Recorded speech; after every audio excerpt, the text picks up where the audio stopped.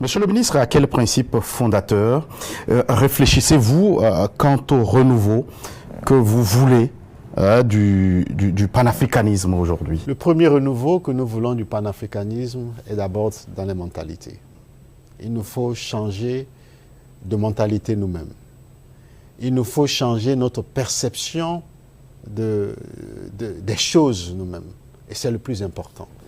Parce que quand nous le changeons, nous faisons la déclinaison sur les questions qui touchent par exemple à l'éducation, à notre identité. On parle du panafricanisme, nous sommes des Africains, mais malheureusement, comme vous et moi, beaucoup d'entre nous, quand ils veulent réfléchir, ils réfléchissent dans des langues étrangères. C'est pourquoi nous avions développé le concept de l'africanophonie. Il faut valoriser nos langues. Toutes les puissances aujourd'hui dans le monde que nous citons réfléchissent et apprennent les sciences dans leur langue. Le chinois réfléchit en chinois d'abord, avant de parler les langues étrangères. Nous sommes même choqués, voire surpris, de voir un pays comme la Corée du Sud. En 1960, chers amis, la Corée du Sud avait le même niveau de développement que certains pays africains, comme le Ghana.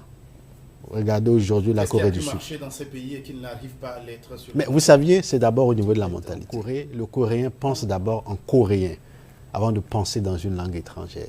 Quand nous ne valorisons pas nos langues, quand nous ne changeons pas cet esprit en nous, et nous sommes plutôt habités par un esprit extérieur, nous ne pouvons pas réussir. Donc moi, je pense que le changement de mentalité, par les Africains eux-mêmes, ne condamnons personne. C'est à nous de changer cette mentalité. C'est à nous de valoriser nos cultures, de valoriser nos langues, d'éduquer nos enfants dans nos langues. Avant les langues étrangères, c'est le chemin de la réussite. Comment pouviez-vous comprendre qu'on nous apprend les